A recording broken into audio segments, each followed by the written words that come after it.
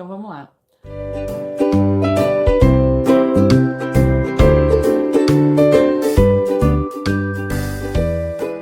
Organização de tecidos. Eu sou uma pessoa que eu nunca tive muito tecido em casa, tá?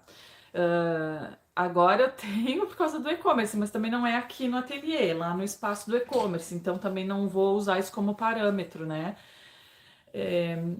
Depende da forma como tu trabalha para pensar na organização dos tecidos. Se tu trabalha por encomenda, tu pode ter em estoque aqueles tecidos que tu sabe, porque tem alguns tecidos que a gente sabe que o público, que o nosso cliente já vai gostar, né? Eu, por exemplo, quando trabalhava só com encomendas, eu sempre tinha azul marinho bastante em casa, assim, o suficiente, que se me entrasse um kit grande eu conseguisse fazer já com aquele tecido. Tinha algumas poás, né? Poá rosa, poá lilás. Então tinha alguns poazinhos assim que eu tinha que eu costumava ter mais. Floral, tinha um floralzinho com fundo Tiffany que as clientes amavam. Eu podia fazer qualquer peça com aquele floral que elas gostavam. Então são tecidos assim que a gente já mais ou menos entende que se a gente usar, o público vai gostar, ou muitas pessoas acabam pedindo com aquele tecido. Então, isso a gente até pode ter um pouco mais em casa.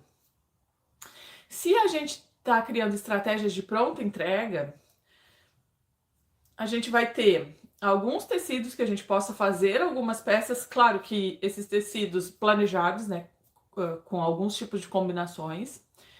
E se a gente trabalha por coleções, daí sim, aí a gente pode pensar em ter um estoque maior de tecidos. Tá? Esse aqui sempre foi meu armário de tecidos. Então, tipo, duas prateleiras dele era tricoline, uma outra era outros tipos de tecido, porque quando eu só costurava eu fazia muito sapatinho de cetim, então tinha bastante cores assim de cetim, tinha atoalhado, aí entretela. Então, assim, outros itens que a gente usa, então sempre organizei dentro desse armarinho aqui, tá? Nunca precisei de um espaço maior do que isso.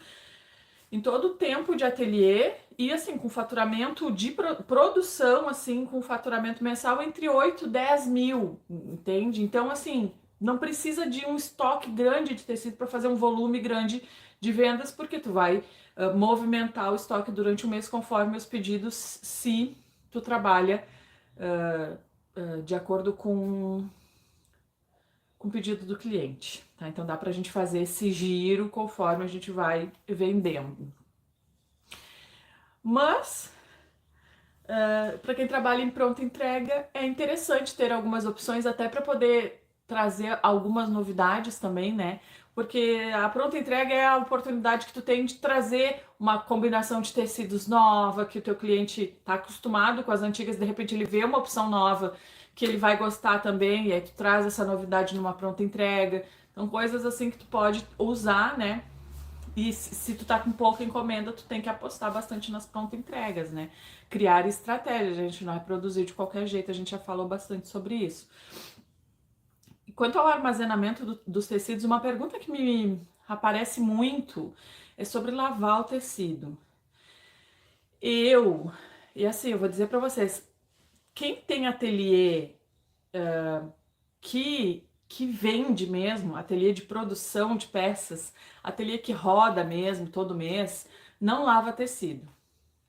Assim, o máximo que tu pode fazer é tirar uma pontinha do tecido, um quadradinho, botar de molho na água, principalmente dos que são cores mais fortes, para testar, para ver se aquela amostra vai soltar tinta. Máximo, assim, sabe? Se não soltar tinta também não tem necessidade, porque a taxa de encolhimento do tecido para peças grandes, assim, para peças desse tipo de peça que a gente faz, não dá muita diferença. Só vai dar diferença em peças grandes, no sentido uma cortina, um lençol de uma cama de casal. Nessas peças maiores, a taxa de encolhimento do tecido dá diferença. Nesse tipo de peça que a gente faz aqui, não dá, não costuma dar. A peça vai, como é que chama? Ai, fugiu a palavra, mas deixa eu ver. Como se fosse danificar, mas não era essa a palavra que eu queria dizer, né? Depois que o cliente lavar, não acontece, tá? Com a taxa de encolhimento dos tecidos que vem hoje. Antigamente, os tecidos saíam de fábrica engomados, tá?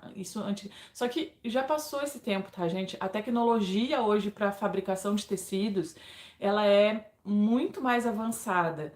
O fio lá na tecelagem, quando o fio de algodão vai fazer a trama a trama, né?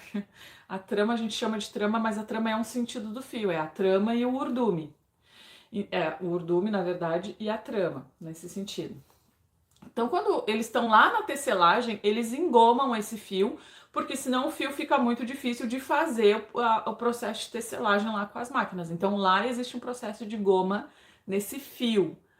Depois que ele passou pela tecelagem, hoje em dia, como é que é feito? É feito um processo de pré-lavagem e depois vai para pigmentação, né? Então, nesse processo de pré-lavagem já sai parte daquela goma e eles incluem produtos químicos para que o tecido possa ficar armazenado sem ser corroídos por traças ou alguma coisa assim. Então, a tecnologia, gente, hoje em dia está super avançada em relação a isso. Isso é uma pergunta que surge muito, bastante, e tem muita gente que ainda orienta isso.